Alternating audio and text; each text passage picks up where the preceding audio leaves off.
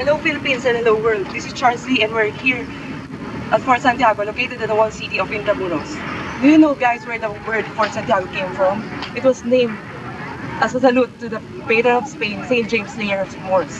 And in 1945, it was destroyed by the Americans and eventually rebuilt and preserved as a public park by the Congress of Manila and declared as a shrine of freedom in 1950. Come on guys, let's take a walk and discover the beauty of Fort Santiago. Hey Pat, what are you doing here? Hi, I'm just relaxing here in the park. This is Pat, this is my good friend of mine. By the way, this is Plaza Moriones. Do you know something about it?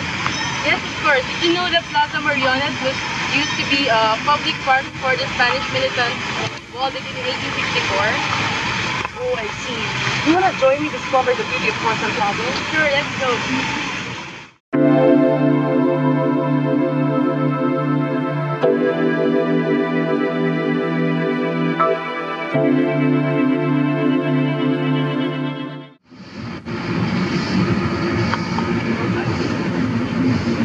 This is the Almacenes Reales.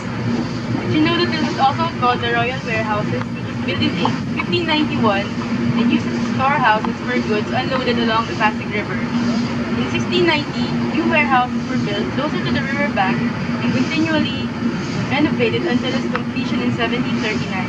Oh, I see. And this was the former Almacian remain. It used until the building was renovated as soldiers' quarters after the 1863 earthquake.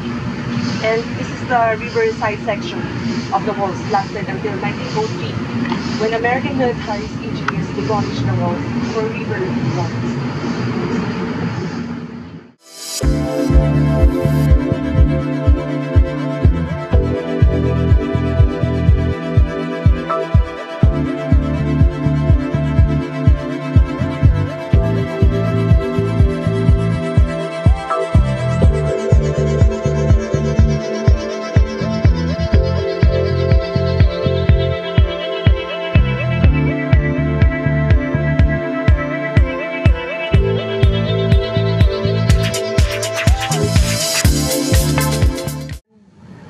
Hi, we're now here at the Bamboo Garden. Well, do you know guys that this was dedicated to Filipinas during the World War II? And this was created on February 25, 2010. It's so beautiful. There's so many bamboo trees here. Oh, I see. It's so amazing and fantastic. Yeah, you could go on a date here if you want. Your boyfriend.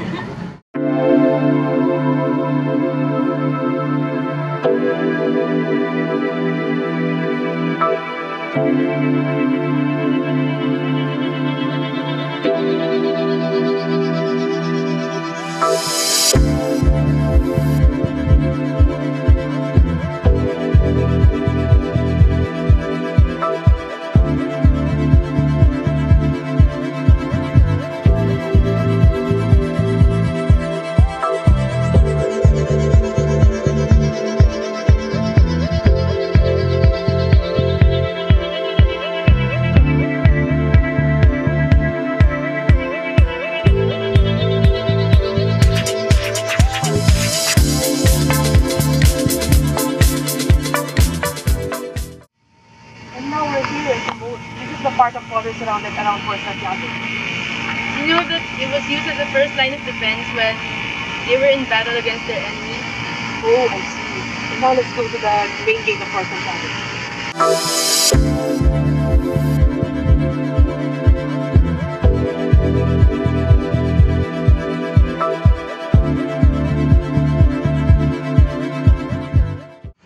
And now we're here at the main gate of the Fort Santiago. As you can see, it was destroyed during the Battle of Manila in 1945, but it was later restored in July 1962. As you can see here, the walls are very high and very deep because they use that as a defense against their enemies.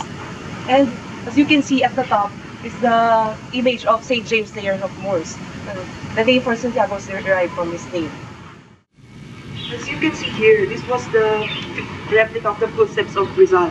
And this was the last few steps of Rizal going to the Bagong Bayan.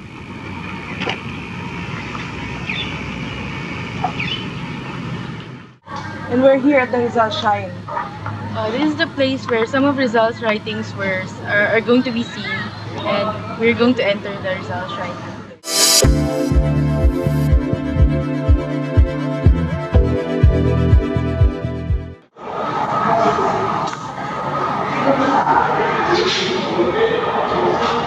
This is the prison cell of Rizal, and he was detained for 56 days. This is the prison cell of Rizal. As you can see, he did his ultimo adios inside the prison cell, which before he was shot by the Bagumban. And let's go to the second floor of the Rizal. Okay. This is the paintings of Rizal, and now we're going to the second floor of Rizal.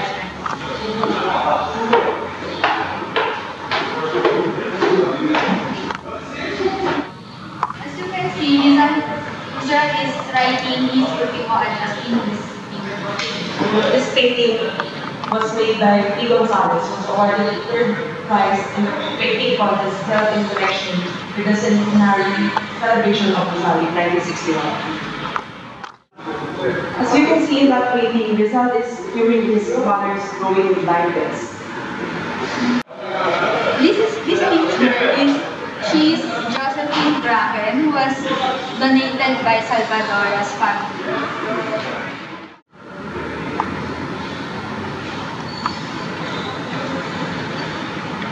Now we're entering the reliquary room.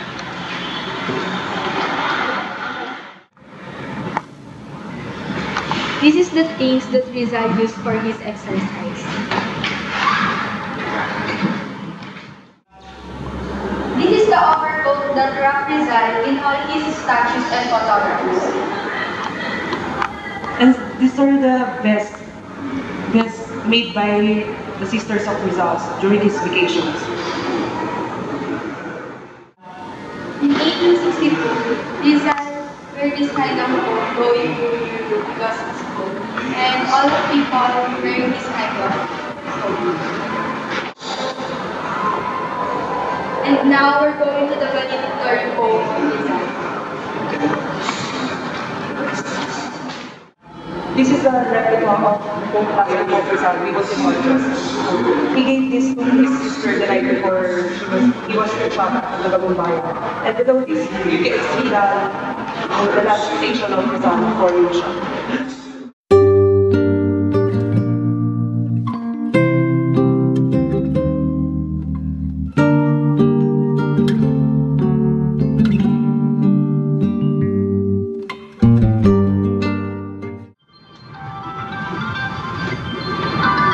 Now we're going to Rizal's furniture.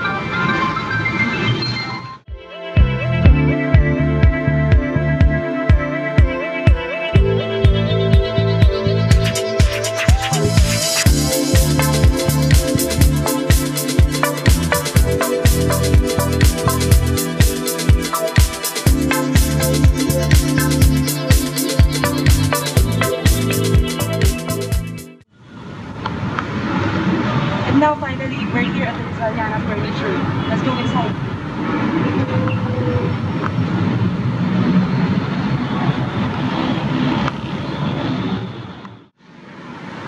Now, here with us, Carla Abante is going to help us in touring the Rizaliana's furniture. Today I'm gonna show you some of the furnitures that Rizal used during his time. This is the cabinet used by his mother in Calamba to store things like buttons, needles, and the like. Here on my left are some of the clothes he used during his time. He used this one in Europe because it was very cold there, and people use thick clothes against the cold weather. Here on this side is the bookshelf that they used in Calamba during their time.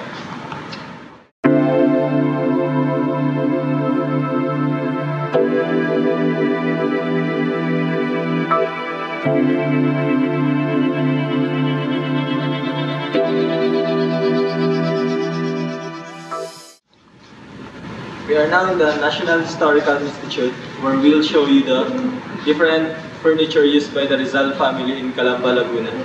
Some of these furnitures were donated by Trinidad Rizal, the unmarried sister of Jose, in 1948.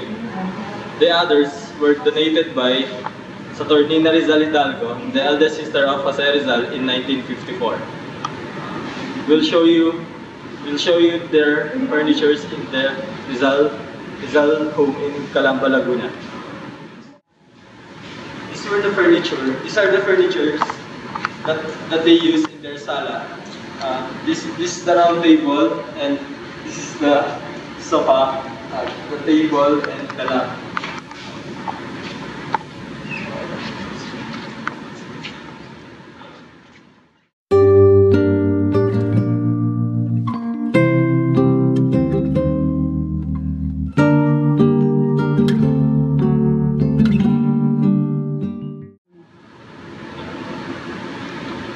This is the cabinet used by Rizal in his room in Calamba.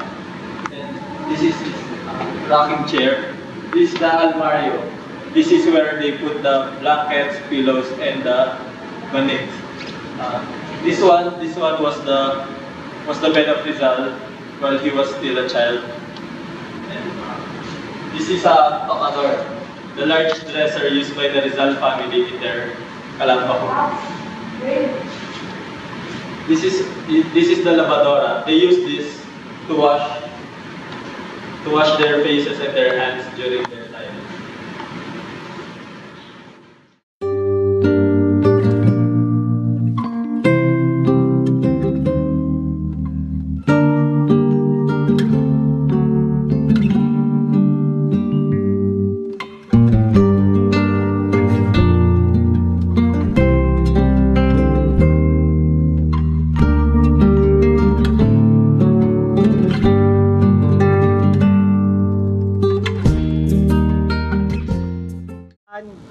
As we visit Fort Santiago, it gave us good memories of Rizal.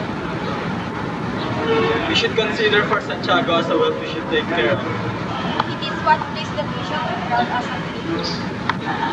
And now, here's the end of our journey to Fort Santiago. Hope you learned a lot from this documentary video.